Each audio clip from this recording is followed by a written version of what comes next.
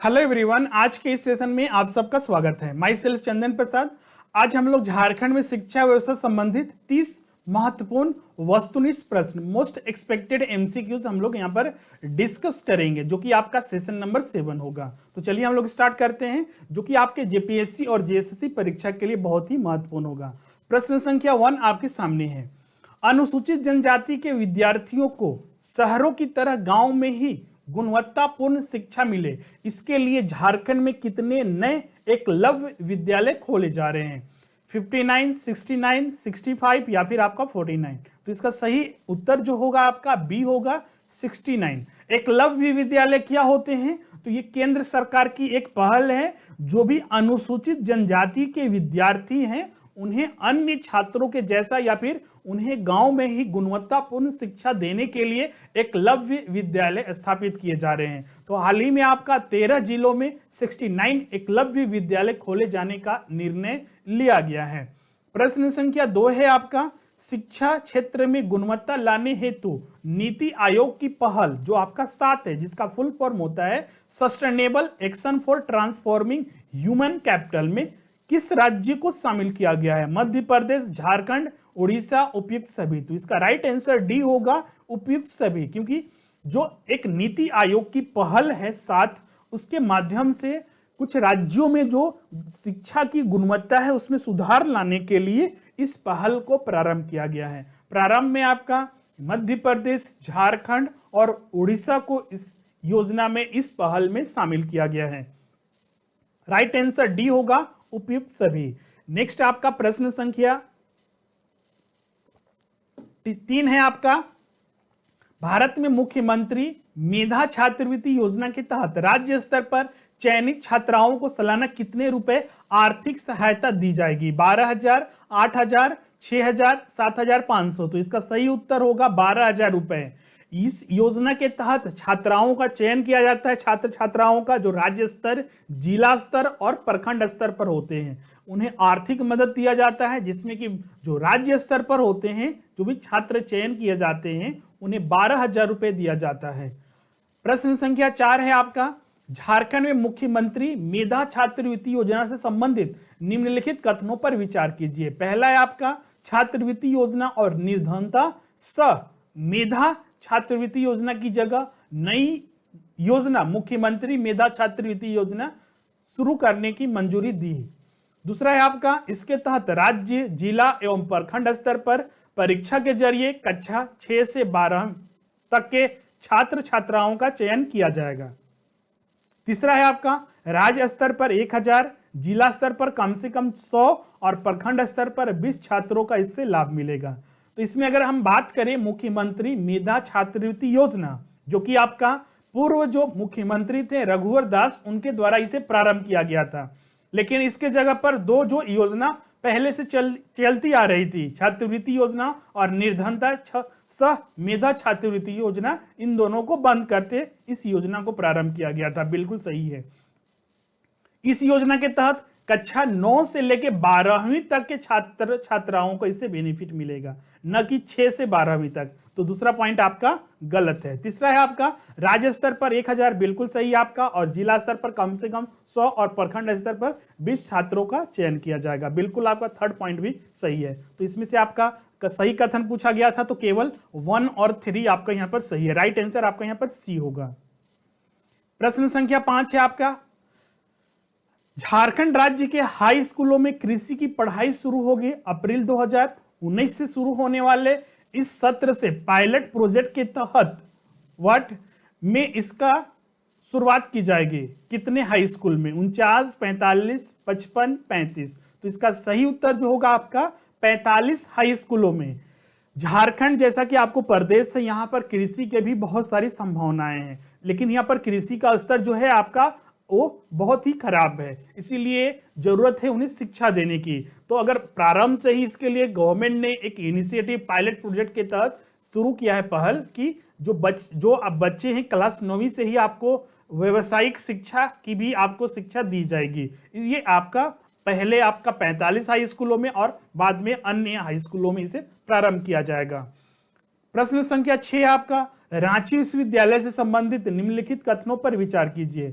पहला है आपका रांची विश्वविद्यालय की स्थापना 12 जुलाई 1965 में हुई थी। दूसरा है आपका 2 जनवरी 1965 को पटना विश्वविद्यालय से बिहार विश्वविद्यालय को अलग किया गया।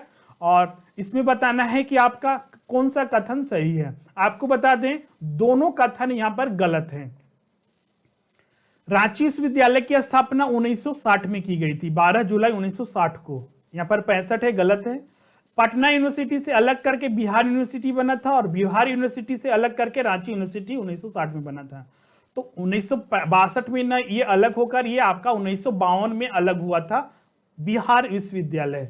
तो बी पॉइंट भी आपका यहां पर दूसरा पॉइंट भी गलत है, इसीलिए यहां पर डी ऑप्शन सही होगा। नाइदर ए 1 नॉर 2, न तो 1 और न ही 2, दोनों कथन गलत है।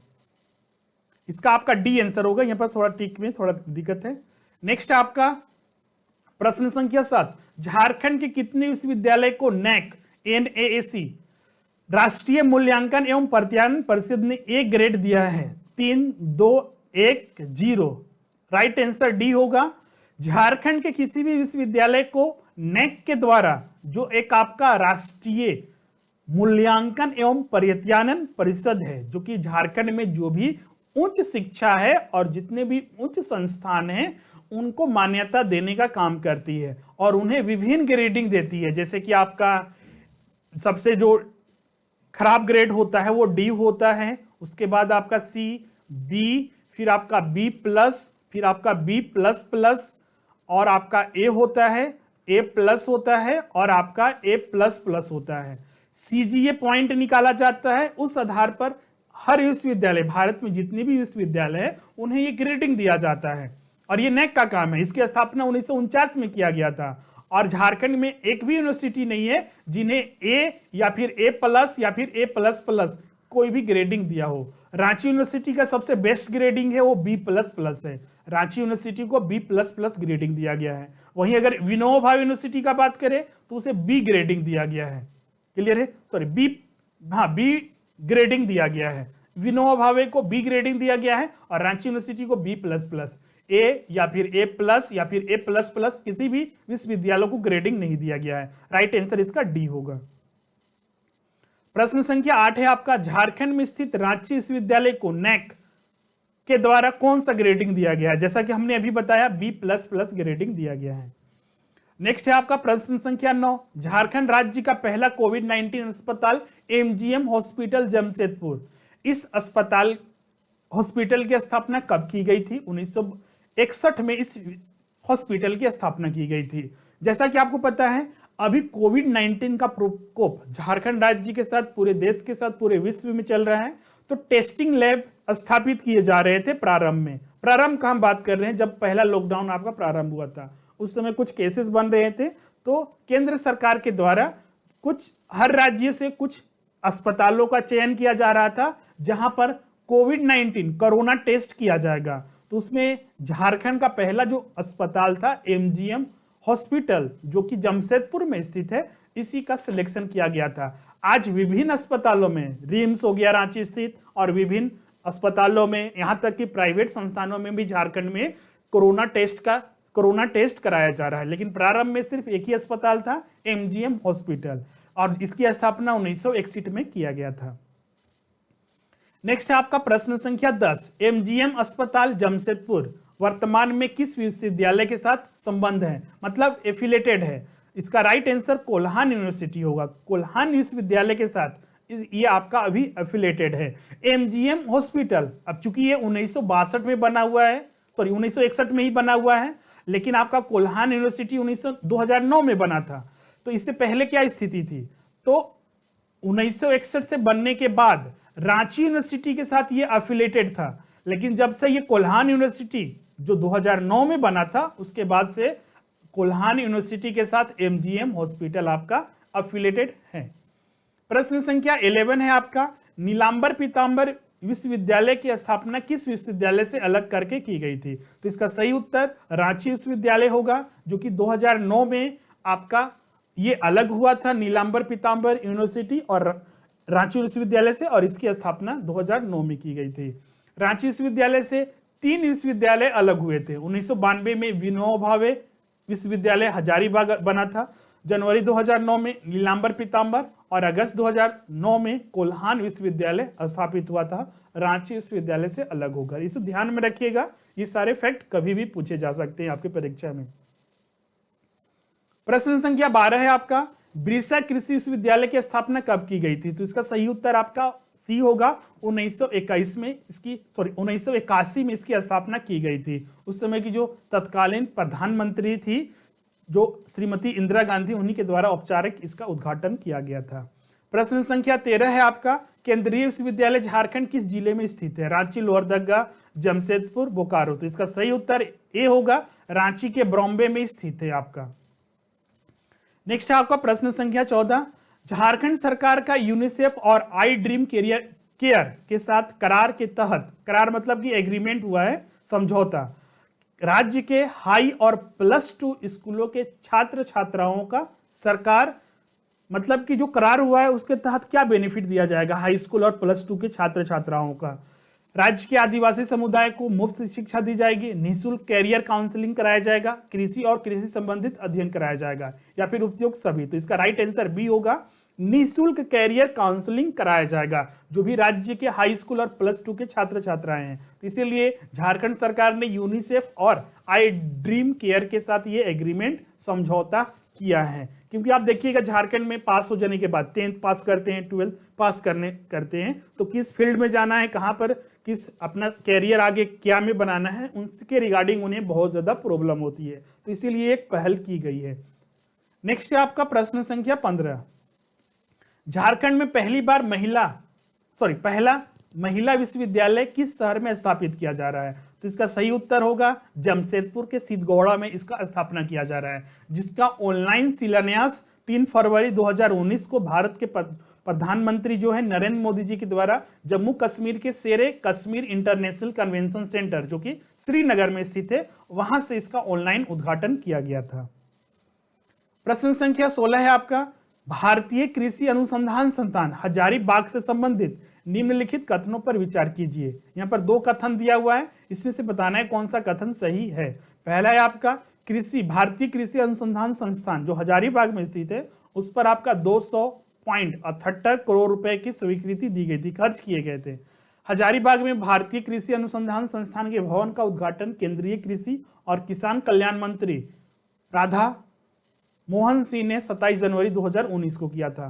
तो यहां पर दोनों कथन बिल्कुल सही है आपका। इसका शिलान्यास जो किया गया था 2015 में किया गया था भारत के प्रधानमंत्री के द्वारा, और इस पर जो खर्च करने के लिए जो राशि आवंटित की गई थी केंद्रीय कैबिनेट के द्वारा करीब 200 करोड़ रुपए खर्च करने का स्वीकृति दी गई थी, और इसका अपने तय सीमा अनुसार 2019 तक ये बनके तैयार हो चुका था, जिसका उद्घाटन उस समय के जो तत्कालीन केंद्रीय कृषि और किसान कल्याण मंत्री राधा मोहन सिंह थे, उन्होंने 27 जनवरी 2019 को उद्घाटन किया था। राइट आंसर सी होगा, बोथ 1 और 2 दोनों कथन सही है।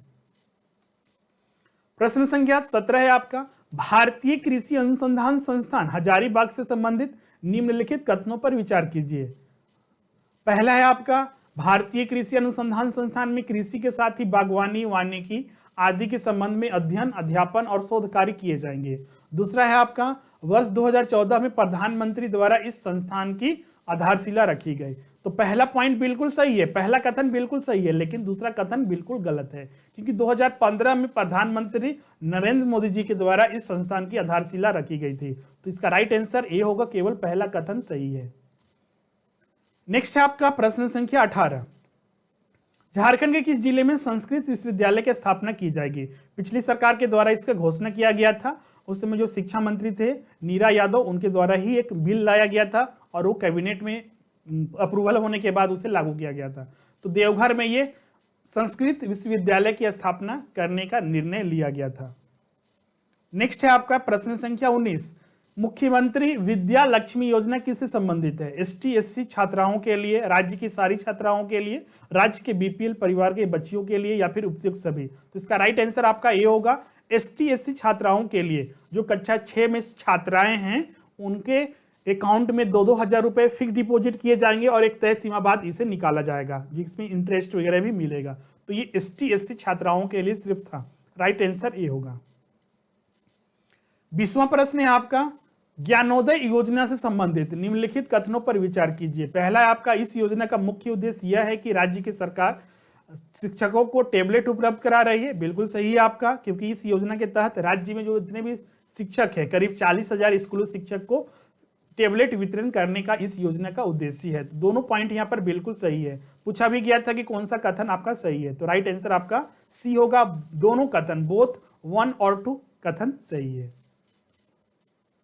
प्रश्न संख्या 21 है आपका, रांची विश्वविद्यालय से संबंधित निम्नलिखित कथनों में से कौन सा कथन सही है।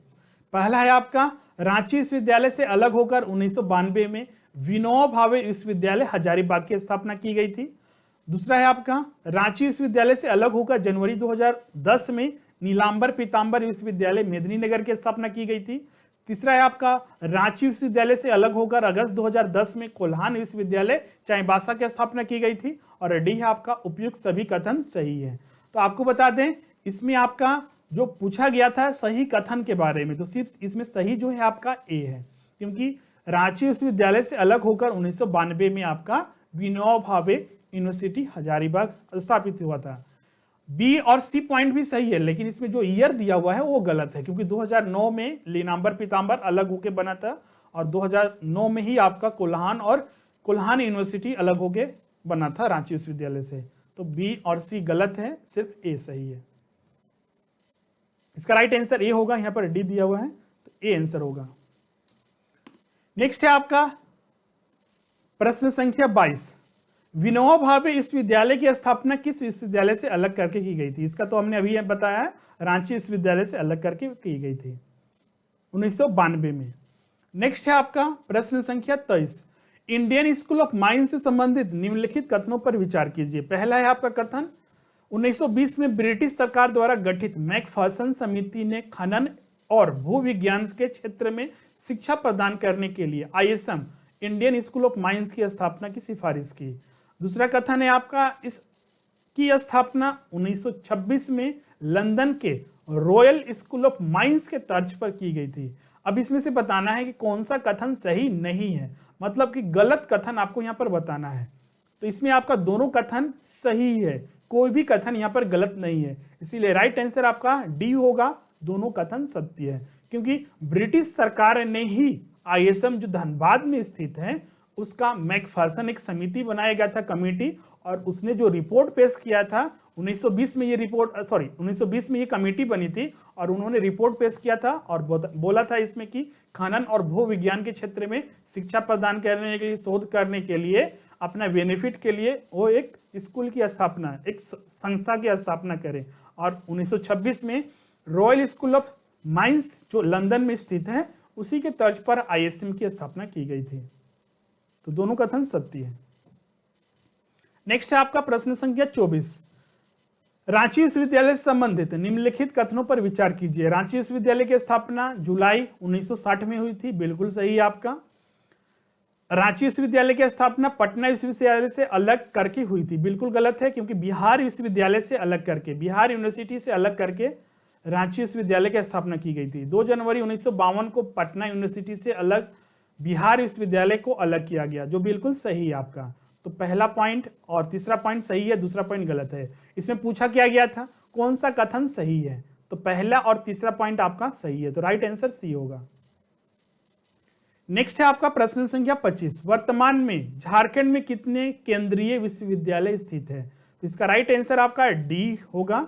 वर्तमान में रांची में एक केंद्रीय विश्वविद्यालय स्थित है जो कि बॉम्बे में स्थित है, बॉम्बे, क्लियर है।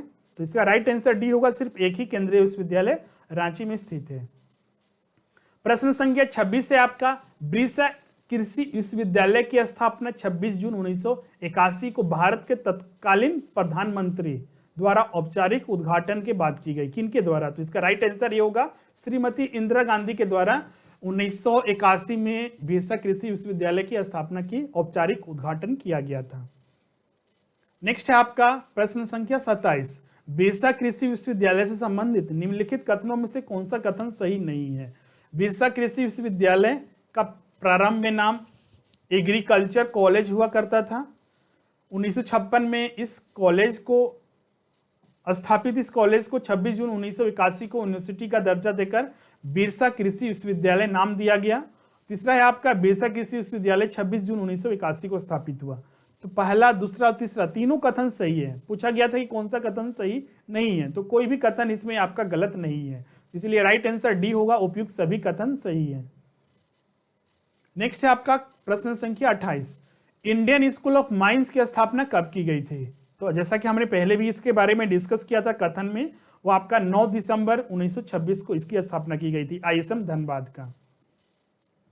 प्रश्न संख्या 29 है आपका, बिरला इंस्टीट्यूट ऑफ टेक्नोलॉजी से संबंधित निम्नलिखित कथनों में से कौन सा कथन सही है? यह झारखंड की एकमात्र डीम्ड यूनिवर्सिटी है। दूसरा है आपका, श्री DM बिरला द्वारा 1955 में स्थापित एक प्रमुख तकनीकी संस्थान है, टेक्निकल यूनिवर्सिटी। और सी आपका BIT मिश्रा झारखंड के रांची में स्थित है। और डी है आपका, उपयुक्त सभी कथन सही है। बिल्कुल आपका जितने भी कथन यहाँ पर दिए हुए हैं, डीम्ड प्राइवेट यूनिवर्सिटी है बिरला इंस्टीट्यूट ऑफ टेक्नोलॉजी, जो मिश्रा रांची झारखंड रांची में स्थित है, और BM बिरला द्वारा 1955 में इसे स्थापित किया गया था। और यह आपका एक टेक्निकल इंस्टीट्यूशन से और एक फेमस इंस्टीट्यूशन है हमारे राज्य का। डी आपका सही आंसर होगा इस प्रश्न का। नेक्स्ट है आपका, विश्वविद्यालय की स्थापना वर्ष के आधार पर सही मिलान कीजिए। एक साइड आपका विश्वविद्यालय दिया हुआ है और स्थापना वर्ष, रांची विश्वविद्यालय 1961, जो भी बिल्कुल गलत है, 1960 में यह स्थापित हुआ था। विनोबा भावे विश्वविद्यालय 2009, ये भी बिल्कुल गलत है, 1992 में स्थापित हुआ था। सिंधु कांदो विश्वविद्यालय, ये भी आपका गलत है, क्योंकि ये भी आपका 1992 में स्थापित हुआ था। बिरसा कृषि विश्वविद्यालय 1981, ये बिल्कुल सही है, 1981 में स्थापित हुआ था। हेडक्वार्टर का भी नाम देख लीजिए, रांची विश्वविद्यालय रांची में स्थित है, विनोबा भावे हजारीबाग में, सिंधु कांदो दुमका में, और बिरसा कृषि विश्वविद्यालय रांची में स्थित है, जो आपका यहाँ पर सही है। तो राइट आंसर इसका डी होगा। तो इस तरह से आज हमने कुल 30 प्रश्न आपके साथ डिस्कस किया और सारे प्रमुख प्रश्न थे।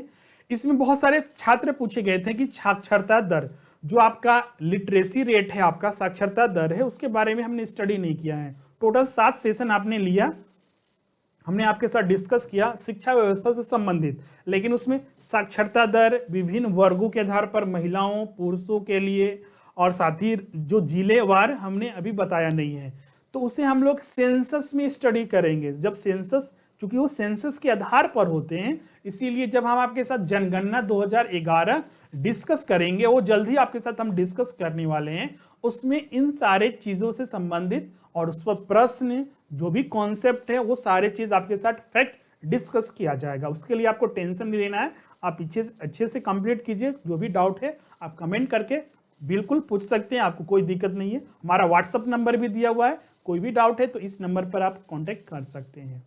तो आज के सेशन में बस इतना ही, मिलते हैं नेक्स्ट वीडियो में। हमारे जो JPSC और JSC के कोर्सेज बहुत सारे उपलब्ध हैं, जिसमें आप देख सकते हैं अध्ययन सामग्री, ऑनलाइन कोर्सेज, टेस्ट सीरीज, ये 3 चीज आप ज्वाइन कर सकते हैं। उसके लिए इस नंबर पर कांटेक्ट कीजिए, सारी आपको जानकारी दी जाएगी। तो आज के सेशन में इतना ही, थैंक यू एवरीवन। और अगर वीडियो अच्छा लगता है तो उसे जरूर लाइक कीजिएगा, शेयर कीजिएगा और सब्सक्राइब जरूर कीजिएगा, और साथ ही बेल आइकन को प्रेस कर दीजिए, क्योंकि यहाँ पर कंप्लीट कोर्सेज आपको उपलब्ध होंगे, जो कि आपके JPSC और JSSC के लिए बहुत ही महत्वपूर्ण होगा। मिलते हैं नेक्स्ट वीडियो में।